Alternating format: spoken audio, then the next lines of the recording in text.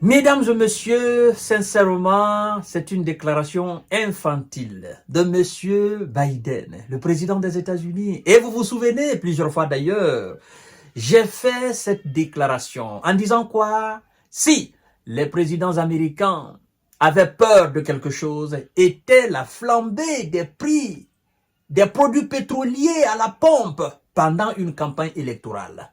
Vous vous souvenez, non? Quand bien même ils ont l'intention de riposter contre l'Iran, et avant même cela, ils avaient envisagé à un moment donné avec M. Zelensky de s'attaquer aux installations pétrolières, aux raffineries en Russie. Et M. Biden avait dit non, ça, tout sauf ça, cette option n'est pas envisageable. Arrêtez ça. Parce que cette Russie étant une puissance dans l'exploitation et dans l'exportation du pétrole dans le monde entier, et effectivement, on ne peut pas s'attaquer au risque de plonger le monde dans une flambée des prix du pétrole, et voilà, qui aura des conséquences dévastatrices. Ce ne serait même pas bon pour nous, les chefs d'État de l'OTAN. Et donc, non.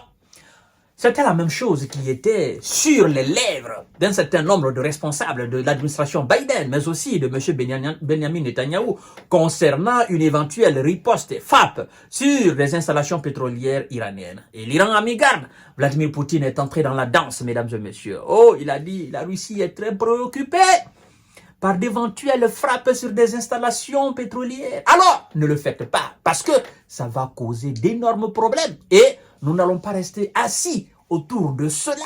L'Iran, c'est notre allié. Nous allons éventuellement apporter notre soutien à l'Iran. Bien vrai que nous soyons aussi en bonne relation avec l'Israël. Nous ne voulons pas de problème, mais il faut parler à ces deux belligérants-là et aux co-belligérants. Les co-belligérants, les huit et leurs alliés. Nous aussi, nous sommes l'allié de l'Iran. Ça, il faut que ça soit dans la tête de tout le monde. Et alors, cette mise en garde de Vladimir Poutine a poussé M. Biden à réfléchir 1000 fois.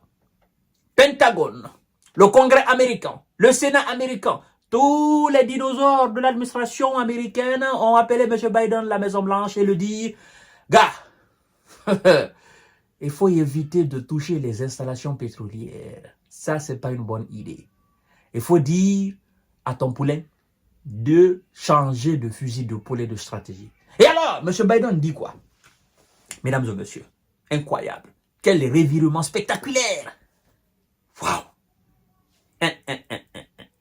Vous ne pouvez pas imaginer. Le président des WISA, M. Biden, a estimé que Israël devait envisager d'autres options que de frapper des sites pétroliers en Iran, après avoir admis la veille que cette éventualité était en discussion. Et donc, après toutes ces discussions, M. Biden a dit, mais écoutez les gars, ça sera vraiment dévastateur si on venait à faire cela. C'est pas réfléchi de notre part. Écoutez, l'Iran est une puissance dans le domaine de l'exploitation du pétrole. Une partie du monde dépend des pétroles iraniens. Et donc, on ne peut pas faire cela, arrêtez ça. Et donc, M. Biden dit quoi, mesdames et messieurs? Il dit, si j'étais à leur place, j'envisagerais d'autres options que de frapper les champs de pétrole en Iran, a-t-il déclaré lors d'un échange avec le président à la Maison-Blanche. Si j'étais à leur place, j'envisagerais d'autres options que de frapper des champs de pétroliers en Iran. A-t-il déclaré? M. Biden dit que s'il était à la place de M. Benjamin Netanyahou et de sa défense, s'il était à la place de M. Benjamin Netanyahou avec son armée, ben, il envisagerait tout simplement d'autres options que de s'attaquer aux champs. Mais M. Biden, vous êtes à leur place. Vous ne voulez pas seulement dire non, nous avons écarté cette éventualité. Et vous voulez faire croire au monde entier que les décisions prises par M. Benjamin depuis l'histoire et depuis sa venue à la tête de l'État hébreu, que les décisions prises par M. Benjamin, en fait, ce sont des décisions qui n'ont rien à voir avec le visa. Nous autres, on ne croit pas à cela, parce que nous savons que c'est vous qui êtes le véritable soutien indéfectible à M. Benjamin. Benjamin, s'il est fort, disons, les 75 de sa force, c'est le visa. Monsieur Biden, il faut assumer les choses. N'ayez pas peur, n'ayez pas honte. Hein? Vous êtes à la place de Benjamin. Vous avez échangé avec lui. C'est vous qui constituez effectivement sa force. Parce que sans lui, sans vous, il ne fera absolument rien. Sans votre aide. Et en fait, vous devez savoir aussi qu'il y a des frappes de haute précision souvent. On se sert de votre logistique, de vos satellites.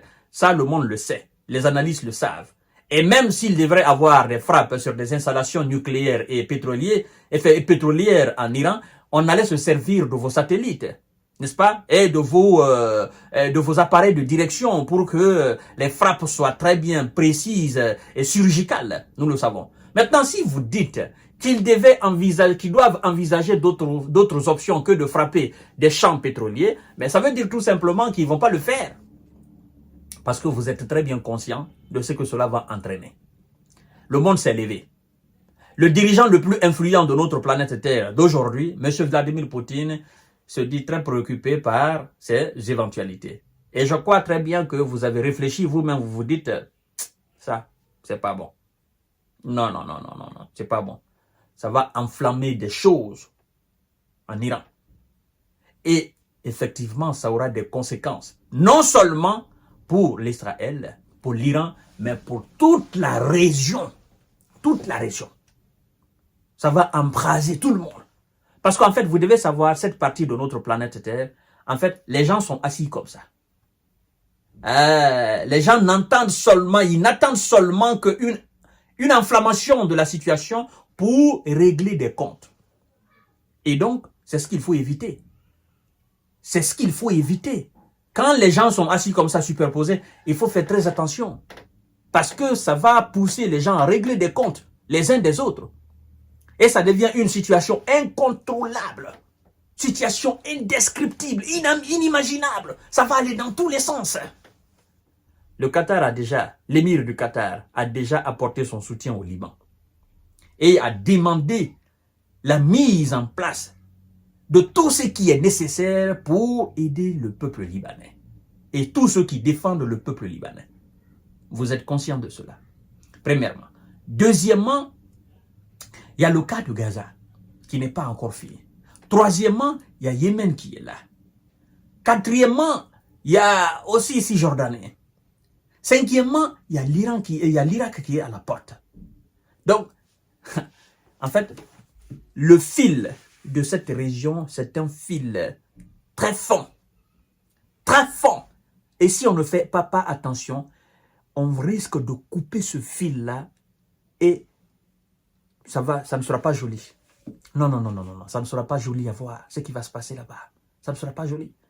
Et donc, M. Biden a réfléchi, il se dit, écoutez, les élections américaines, c'est le mois de novembre là, le 5 novembre, le mardi. Moi, je vais partir. Qu'est-ce que je peux faire en un mois pour gérer la situation ou pour enflammer la situation? J'ai plus le temps pour riposter. Je laisse cette tâche à M. Donald Trump. Hein? Donald Trump, le grand favori dans l'élection. Je laisse la tâche à ce dernier. Et je sais aussi que lui, c'est pas un guerrier. Donc, voilà, mesdames et messieurs, c'est un revirement de situation. M. Biden vient de prendre un virage à 360 degrés. Et c'est bon comme ça pour tout le monde. C'est bon comme ça pour tout le monde. C'est pour la paix. C'est pour la stabilisation de la sous-région, de cette sous-région-là même. C'est très important.